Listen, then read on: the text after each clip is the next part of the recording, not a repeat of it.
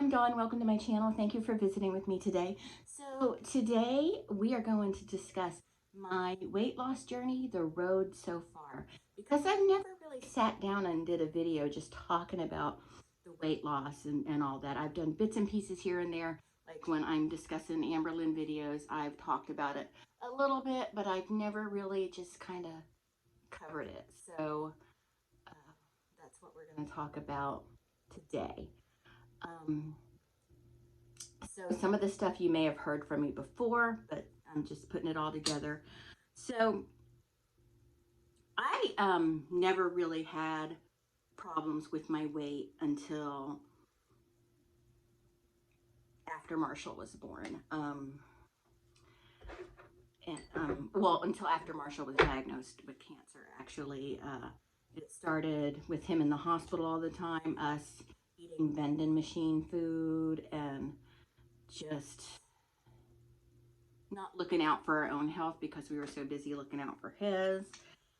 It was a lot of takeout, like the church, and a lot of people would bring us food, but it was usually, takeout food and stuff. And we were not going to be like, I don't want junk. We're not going to be like that. We were grateful for everything we got. We're always grateful for anything we get to eat. And we're like that now because, there are people in this world starving. So we're not going to sit there and be like, I don't want that. We ate what we had access to.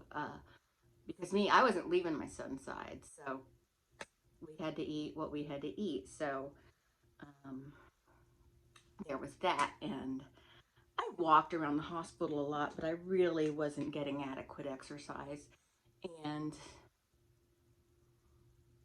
it just kind of grew and grew and grew from there. And just these unhealthy habits I developed were just, um, I don't feel like I was dependent on food, but I was one of those people. I was a night eater. Like I liked to go find me something to eat at night and stuff like that. So that was, um,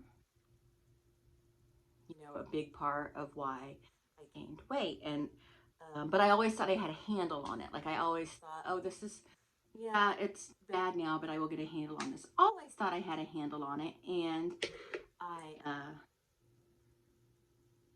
kept gaining and gaining and gaining, and then I was yo-yoing. I was like, I would lose 20 pounds and then gain 18 pounds, and I'd lose 25 pounds and gain 27 pounds. It was just such a thing. And so when I started working for the hospital, I started seeing a doctor because I had great insurance. So I started seeing a doctor regularly at, in regards to weight loss. And I went to her every week for weigh-ins, and I was losing ounces. I wasn't losing pounds or anything. And everybody saw me. I was exercising. I was eating healthy. I wasn't starving myself though. But I was eating healthier, making healthier choices, and I was losing a few ounces here or there. And um, I had lost like 15 pounds and 20, no, I think I lost like 25 pounds. And then I stopped going in for weekly weigh-ins, and guess what? Guess who gained back 15 pounds plus 10 more back? And then the next thing I know, I'm over 300 pounds. Um, And maybe some of y'all who've watched me for a while can remember. I don't even remember my highest weight now, but it was up there. I want to say it was 370. It was up there. And I was like disgusted. And people are like, with the fat acceptance movement, they really drive me crazy because they do not spit facts. They always like to say, I have a master's degree in this topic and I know everything and science isn't real and being fat is perfectly healthy. And that is a topic I will be covering on this channel. So if you're involved with the fat acceptance movement and you're one of these gung-ho people that think being super morbidly obese is perfectly healthy, then you're probably not going to want to stick around because I'm going to be talking about that a lot more. If you are super morbidly obese, you're still beautiful, you're still a person, and you still matter. And you may be healthy, you may be in your 20s and be pretty healthy, but when you get up higher in age, you're not going to be healthy anymore. That's going to make a difference in the aging process. But that's not what this video is about. So anyway, I decided to talk to her about weight loss surgery. And I kept food diaries and everything, and she couldn't understand why I was gaining weight. And I told her, look, I'm telling you the truth in these food diaries. So she sent me to an endocrinologist, and they did say I had Hashimoto's disease, but then they said I didn't. So I was really confused about that, and I was just mentally not there to advocate for myself, I guess. I don't know. But she had put me on a medication that can help you lose weight, and I cannot remember the name of it now. I'll have to ask my friend because I know she was taking it too. And it worked, but it did not work perfectly, you know. And my insurance wouldn't cover it, so I could only afford it for 2 months, I think. And everything came back, you know. So, and I didn't lose a ton of weight on it, but everything came right back what I did lose. So I started talking to my doctor about weight loss surgery, and she was like, so are you thinking about the lap band? I went, no, I don't want the lap band. I want the sleeve or the bypass. And so she said, okay, well, we'll get the ball rolling on that and get you with the surgeon and everything. And so they did, and they made arrangements for me to see the surgeon and all that. So this was a long time ago. So this was 2015, so I don't really remember all the details of how it went. But so I got this appointment with this adorable surgeon. He was so adorable. But no, I had to go to the seminar first, and this was like I think a month after my seminar. All the seminars were online. But anyway, I went to the seminar. No, it was 2014 that I went into the seminar, and they checked my insurance and everything, but they said you have to work for the hospital for 2 years before you're eligible. But she said you can still start doing the things you need to do to get the surgery. So when it's time, you won't have to wait that long. And I'm like, okay. And I told her I'm already seeing a psychologist, and I'm already seeing a doctor regularly about weight loss. And the nurse that I was talking to said, well, those are the big things you have to do. So that's good. And she said, you'll have the psychological evaluation, but you'll have that closer to the surgery. And so by the time you're eligible for the surgery, you will already have the hours with the psychologist clocked and the hours with the doctor clocked. Because I had to have 6 consecutive months of seeing the doctor in matters regarding weight loss. And I had to work 6 consecutive months with the psychologist where we discussed weight loss. I think we had to discuss weight loss with the psychologist. I know I had to discuss it with the doctor each time. So I already had that. So by July 2015, that was my 2-year anniversary with the company. So I was eligible to go through and get the surgery. So they had it approved with the insurance, and I was on the operating table in October. Now, I know that like a lot of people have to wait longer, but that's because they didn't already have all the stuff done that I already had done. And so I had that surgery, and I experienced great success with it. I did weigh 370. It's coming back to me because I lost 180 pounds.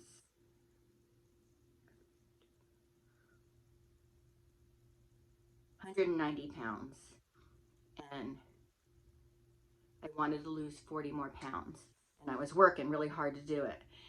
And but I was doing great. I could hardly eat anything, and I had called the doctor several times. And this right here, see the size of this? Something about this size was all I can eat. And even now, this right here is all I can eat in one sitting. You know, I have a really hard time getting food down. So I had a lot of issues with vitamin deficiencies, anemia, things like that. But I was losing weight. I was losing weight.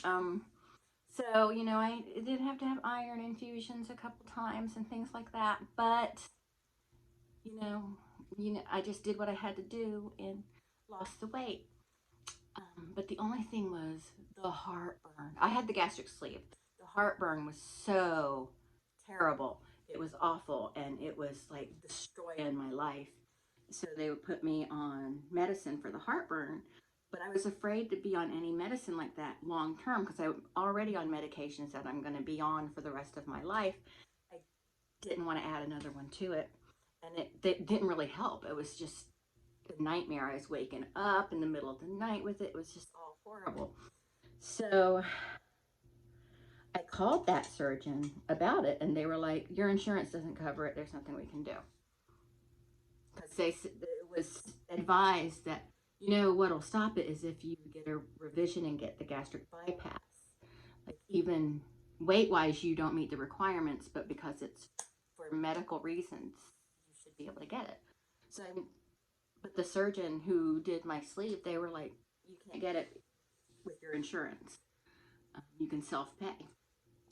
So I went to another surgeon about it, and he went to bat for me, and we did everything I had to do for the gastric bypass, which was less stuff because it was a revision. It wasn't going through the process all over again. And he had to send me to a gastroenterologist to have a thing called a Bravo placed in here so it can measure or record my pH levels for, I don't know if it's 48 hours or what it was, but it had showed that my esophagus is torn to hell and I'm flirting with Barrett's esophagus, and either the insurance company, and Barrett's esophagus is precancerous, so either the insurance company could pay for me to get a bypass or they can pay for the cancer treatment I'll need if this goes any further. That was my way of thinking anyway, and they covered it, but the doctor did have to get on the phone with them, and he had to raise a little bit of hell, a little bit, and so they did the surgery, and then it kind of jump started my weight loss again, and I lost another 15 pounds. And now let's fast forward to today. I've recently, in the last, so it's more than a year since that surgery. So it was a year December. So I have been put on a couple different medications since then that cause weight gain, and I've gained 8 pounds over the last 7 months. Eating the same way I have been. Now my activity level has dropped down because of this new job I have. Well, it's not new anymore, where I sit down all day. So I have to start making a conscious effort to get up and move around. But we'll deal with, but the doctor, I talked to her the other day about the 8 pounds, and she said, "Well, you're taking 3 medications that cause weight gain." So she said she wasn't surprised about that. She's not concerned about that right now, and that we need to work on the health issues I'm dealing with right now, and then we'll deal with weight loss. And she just says she's not concerned about it right now. So, but I am, and so anyway, basically that's my weight loss journey so far, and some things I know there are some things I need to work on. I need to get back in the gym, and that is mainly for, but I've been in so much pain, but now I'm like, after my MRI and my testing I've recently had, I know from the doctor that exercise will help fix some of the problems I'm having, and I'll go to a physical therapist and learn those exercises, but one of them is going to be like neck, like the neck thing where you have the thing behind your head and you go like this, the neck strengthening stuff. Um, because I was it my L or C? My neck is effed up. Is basically it, and he could tell by touching me that it was messed up, but he still did the MRI and the other tests to kind of figure out exactly where it's affected. And it was right where he predicted. He was such a brilliant doctor, this neurologist I went to. So, anyway, we're going to deal with those issues. In the meantime, I am going to set an alarm for me to get up and go for a walk around the lake, see the ducks, see the geese, and hopefully when we're not, because we're working a lot of overtime, hopefully when we're not strapped with all this overtime, I'm going to be getting into the gym more. So, because I'm trying to work all the overtime they will possibly let me work. So, yeah, that's what we're doing right now. And, but yeah, that's my journey so far. So that's one thing I need to work on is I need to get more exercise. And the ducks are running me ragged. So since I've got them, I've gotten a lot more exercise. So maybe I'll see results from that because I have to clean up behind them constantly. Constantly. It is constant. I don't regret getting them though. I love them so. I love them.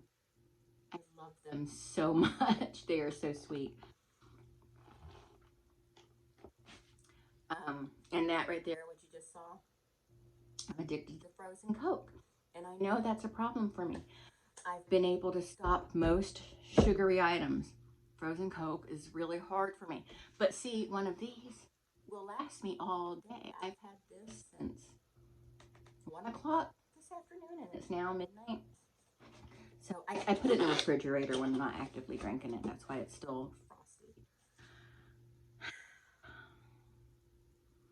But yeah. So I know where my faults are and I know what I need to work on. And yeah. So it's not like the food I eat for my meals because I don't eat a lot of it. You know, I eat a lot less than I should. I don't have any vitamin deficiencies right now, so that's good. They did blood work too. But so we do need to keep an eye on my nutrition levels, like my vitamin. They test that a lot, and I need to walk more, and I need to cut out the frozen Coke, and I know I need to do that. And I'm working on it because I was doing 6 of these a day for a long time. And I got down to 4. Now I'm down to this 1. And I hold on to it for dear life. But anyway, that's it. That's all I have to say about this topic. And I will talk to everyone later. Bye.